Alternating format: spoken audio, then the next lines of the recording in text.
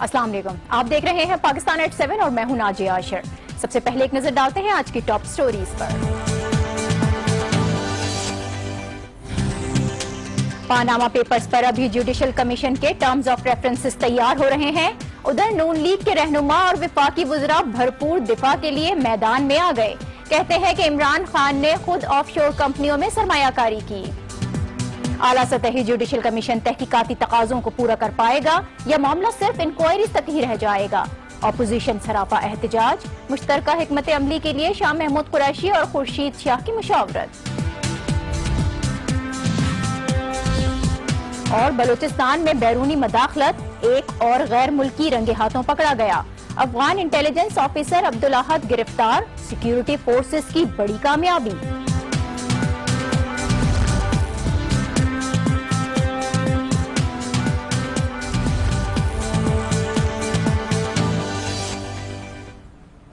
Panama Papers का हंगामा पूरी तरह जारी है। जुडिशल कमीशन को अपोजिशन ने सिरे से मुस्तरद किया है, लेकिन नून लीग का तहरीक इंसाफ पर जवाबी हमला। मुस्लिम लीग नून के रहनुमा और विफाकी वुज़रा भरपूर दिफा के लिए मुकम्मल तैयारी के साथ मैदान में आ गए। कहते हैं कि इमरान खान ने खुद ऑफशोर कंपनियों में सरमायाकारी की है। बहरहाल वज़ीर आज़म ने गुज़िश्ता रोज जो खिताब किया वो ज़ाती और जज्बाती खिताब था, जिसमें उन्होंने अपने बच्चों पर लगाए जाने वाले इल्जामात पर ज़ाती वजाहत पेश की और जुडिशल कमीशन बनाने का ऐलान किया। उन्होंने क्या कहा था, पहले ये सुनते हैं।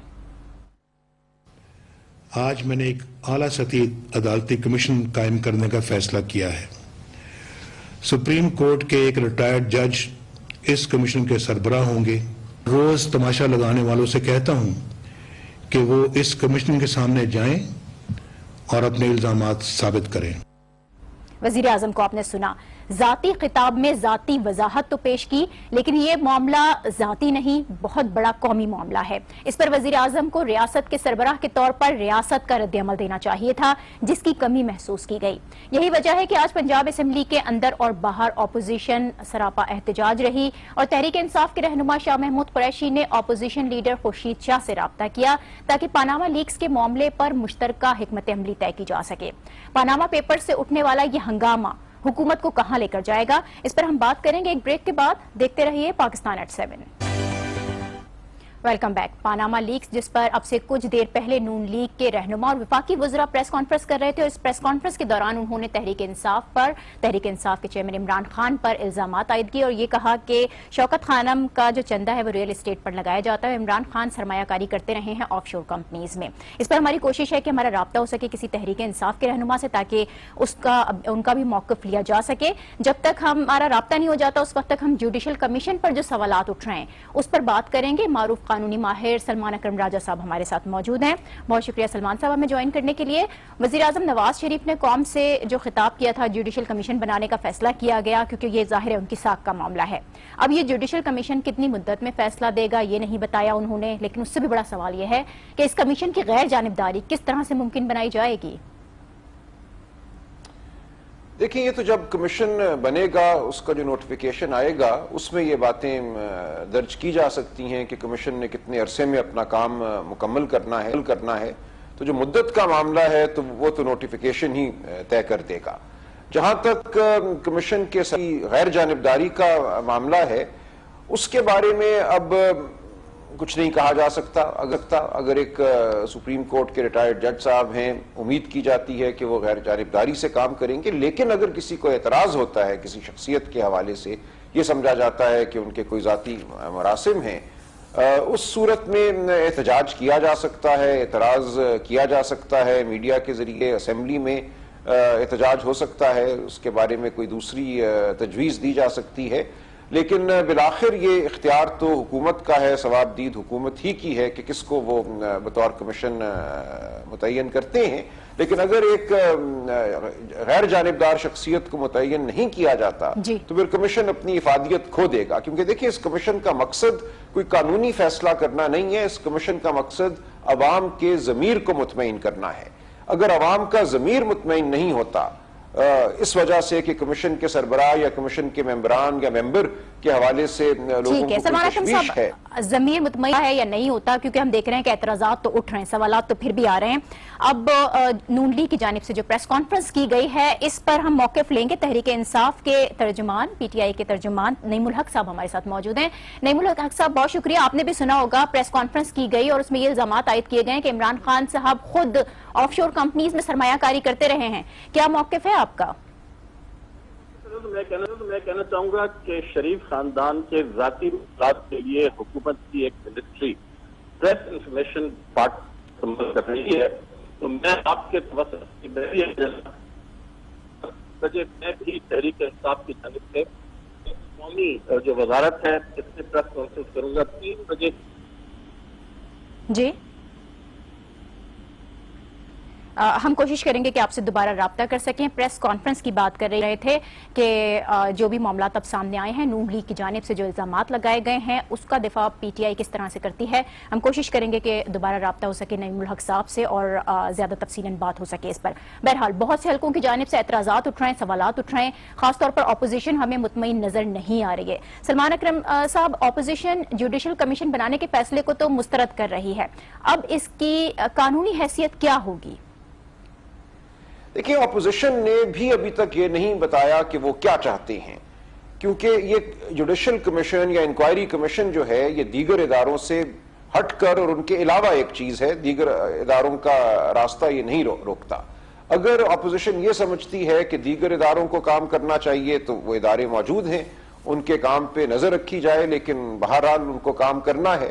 لہٰذا یہ کہنا کہ ہم کمیشن کو مسترد کرتے ہیں، مجھے نہیں سمجھ آیا کہ اس کی جگہ وہ کیا چاہتی ہیں. میں نے سنا ہے بعض اپوزیشن کے لیڈران نے کہا کہ فورینزک آڈٹ ہونا چاہیے، لیکن فورینزک آڈٹ بھی تب ہوگا جب کوئی معلومات، کوئی ریکارڈ سامنے آئے گا.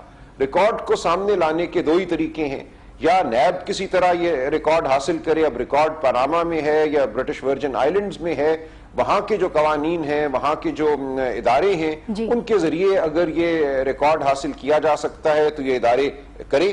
ان کے پاس اختیار ہے میوچل کوآپریشن کی درخواست دینے کا، اسسٹنس مانگنے کا، مدد مانگنے کا غیر ملکی اداروں سے، تو وہ کام تو یہ کریں. لیکن کمیشن کے سامنے یہ توقع کی جاتی ہے کہ تمام ریکارڈ، تمام مواد خود ہی شریف خاندان کے افراد پیش کر دیں گے. جو کوئی رازداری کا معاملہ ہے یا قوانین میں، غیر ملکی قوانین میں ان کو اگر کوئی رازداری کے حوالے سے دفاع میسر ہے تو اس دفاع کو وہ استعمال نہیں کریں گے اور قوم کو مطمئن کرنے کے لیے تمام ریکارڈ سامنے لے آئیں گے. اگر ایسا ہوتا ہے تو اس کمیشن کی افادیت ہے. اگر ایسا نہیں ہوتا تو پھر نیب اور ایف بی آر کو قوانین کے تحت کام کرنا ہوگا اور وہاں رکاوٹ سکتی ہیں. یہ عین ممکن ہے کہ پاناما کے قوانین کے تحت یا برٹش ورجن آئیلینڈز کے قوانین کے تحت معلومات تک رسائی ممکن نہ ہو. آپ افادیت کی بات کر رہے تھے سلمان اکرم راجہ صاحب. اہم سوال یہ بھی ہے کہ کمیشن سپریم کورٹ کے ایک ریٹائرڈ جج پر مشتمل ہوگا. آج یہ بھی تجویز دی جا رہی تھی کہ انکوائری کمیشن ہونا چاہیے. وزیر اعظم نے قوم کو اعتماد میں لینے کے لیے اپنی اور اپنی فیملی کی پوزیشن کلیئر کرنے کی کوشش تو کی ہے، لیکن یہ نہیں بتایا ہے کہ یہ ایک رکنی کمیشن ہوگا یا انکوائری کمیشن جو بنایا جائے گا وہ کتنا با اختیار ہوگا، کیا فیصلے کر سکے گا اور کیا انہیں قبول کیا جا سکے گا؟ دیکھیں، یہ کمیشن اگر 1956 کے کمیشن آف انکوائریز ایکٹ کے تحت بنے گا تو اس قانون میں اختیارات دیے گئے ہیں. اس کمیشن کے پاس سول کورٹ کے اختیارات ہوں گے، لہٰذا اختیارات تو بڑی حد تک موجود ہیں قانون میں، جس قانون کے تحت بظاہر اس کمیشن کو تشکیل دیا جا رہا ہے. اور اس کے علاوہ اگر کوئی ابہام ہے تو وہ نوٹیفیکیشن کے ذریعے دور کیا جا سکتا ہے کہ اس کمیشن کے اختیارات کیا ہوں گے. لہٰذا قانون موجود ہے، ہمیں قانون کو دیکھنا ہے کہ اس قانون کے تحت جو اختیارات ہیں وہ کافی ہیں یا ناکافی ہیں. ٹھیک ہے، ابھی آپ جو اس کی بات کر رہے تھے اور ابہام کی بات کر رہے تھے، جوڈیشل کمیشن تو کام کرے گا لیکن ملک سے باہر پیسہ قانونی یا غیر قانونی ذرائع سے گیا جن سے وہ آف شور کمپنیز بنائی گئیں. تحقیقاتی اداروں جس میں نیب ہو گیا، ایف آئی اے ہو گئے، ان سب کی کیا ذمہ داری بنتی ہے؟ میں نے ابھی عرض کیا کہ ان کی مکمل ذمہ داری رہتی ہے کہ وہ اپنے تمام تر اختیارات کو استعمال کریں، اور اگر یہ سمجھتے ہیں کہ کوئی مشکوک معاملہ ہے تو دیگر ممالک سے بھی رابطہ کریں، ان سے معلومات حاصل کرنے کی کوشش کریں، اور جو بھی کوئی ان کے اختیارات ہیں ان کو استعمال کریں. جوڈیشل کمیشن یا انکوائری کمیشن کے بنانے کا یہ ہرگز مقصد یا مطلب نہیں کہ وہ ادارے کام کرنا چھوڑ دیں. جی بہت شکریہ سلمان اکرم راجہ صاحب ہمارے ساتھ تھے، اور اس کے جو قانونی پہلو ہیں جوڈیشل کمیشن بنے گا، کس طرح سے کام کرے گا اور کتنا با اختیار ہوگا، ہم سے بات کر رہے تھے۔ اب ہم ایک بریک لے رہے ہیں اور بریک کے بعد ہم بات کریں گے کوئٹہ میں ہونے والی آج کارروائی کی، جس میں افغان انٹیلیجنس ایجنٹ کو گرفتار کر لیا گیا۔ دیکھتے رہیے پاکستان ایٹ 7۔ Welcome back. ابھی کلبھوشن کے کارناموں کی داستانیں نہیں تھمی تھی کہ ایک اور غیر ملکی ایجنٹ رنگے ہاتھوں پکڑا گیا ہے۔ یہ کتنی اہم گرفتاری ہے اور کس طرح سے یہ گرفتاری عمل میں آئی، اس پر ہم بات کریں گے۔ ترجمان بلوچستان انوار الحق صاحب ہمارے ساتھ موجود ہیں۔ بہت شکریہ انوار الحق صاحب آپ کا۔ بلوچستان میں ایک بار پھر بیرون ملک سے مداخلت ثابت ہوئی ہے۔ کلبھوشن یادو نے بلوچستان میں بدامنی پھیلانے کا اعتراف کیا تھا، وہ پکڑا گیا، اور اب افغان انٹیلیجنس آفیسر کا پکڑے جانا بہت بڑی کامیابی ہے یقیناً۔ کس طرح ممکن ہو پا رہا ہے یہ سب؟ بہت شکریہ جی، میں ایک وضاحت کرتا چلوں یہاں پہ یہ افغان انٹیلیجنس کا افسر نہیں ہے، یہ ایک ان کا ایجنٹ ہے، سورس ہے ان کا جی، جو آج پکڑا گیا ہے۔ ٹھیک ہے۔ کلبھوشن یادو کا جو معاملہ ہے وہ ایک افسر ہے، 400 سال کی ہماری جو نیشن سٹیٹ کی تاریخ ہے اس کا انوکھا واقعہ ہے۔ ٹھیک ہے۔ وہ ایک سرونگ آفیسر نارمل ایسپینیج میں انوالو نہیں تھا، بلکہ ٹیررزم پھیلانے میں، تخریب پھیلانے میں، آرگنائزڈ انداز میں ایز اے وار لارڈ ہمارے سوائل پہ فنکشن کر رہا تھا، کام کر رہا تھا۔ تو وہ ایک بہت بڑی کامیابی ہے جس کا کینوس بہت براڈ ہے۔ رائٹ، میرے خیال میں انوار الحق صاحب جو آج جو گرفتاری عمل میں آئی ہے، کیا اسی سے کنیکٹڈ ہے؟ جب ایک اتنا بڑا آفیسر پکڑا جاتا ہے تو اس کے بعد پھر اس کے جو نیٹ ورکس ہوتے ہیں ان پر بھی ہاتھ ڈالا جاتا ہے؟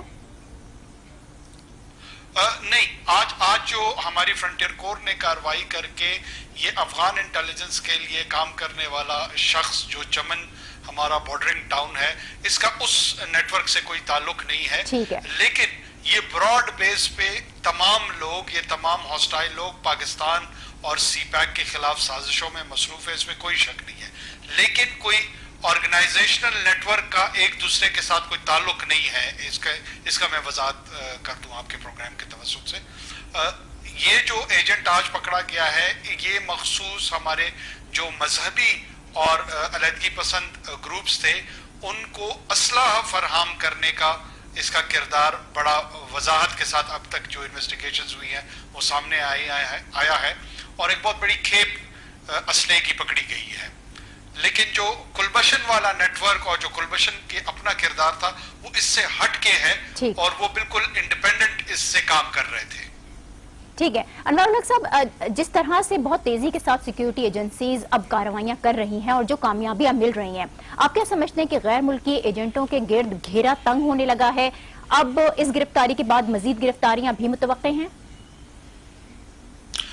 دیکھیں، میں آپ کو بتاؤں، اس میں ڈیفرنٹ کیٹیگریز کے لوگ ہیں، جو ان کے ایفیلیٹس ہیں، جو ان کے ایسوسیٹس ہیں، دے آر آن دا رن۔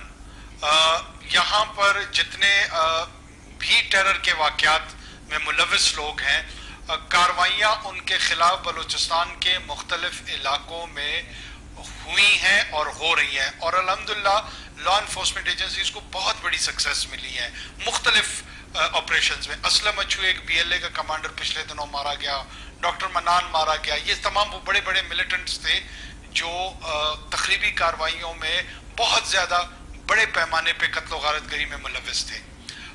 جو یہ کامیابیاں مل رہی ہیں، کانفیڈنس ریسٹور ہو رہا ہے ریاستی اداروں کا، عام شہریوں کا، حکومت کے ساتھ جڑے ہوئے لوگوں کا، اور وہ تمام کے تمام ایک مستقبل پاکستان کا جو روشن نظر آ رہا ہے، اس سے امیدیں اور بڑھ چکی ہیں بلوچستان کے لوگوں کی، پاکستان کے لوگوں کی، ایک نارمل بلوچستان کی طرف میرے خیال میں ڈائریکشن جا رہی ہے۔ بہت شکریہ انوار الحق صاحب آپ کا۔ ترجمان بلوچستان ہمارے ساتھ تھے۔ امن و امان کا خواب اب صرف خواب نہیں رہے گا، مگر اس کے لیے دہشت گردی کے ساتھ ساتھ ہمیں کرپشن سے بھی لڑنا ہے، اور اندرونی اور بیرونی جو دشمن ہیں ان کو شکست دینا بہت ضروری ہے۔ اسی کے ساتھ اب مجھے دیجیے اجازت، اللہ حافظ۔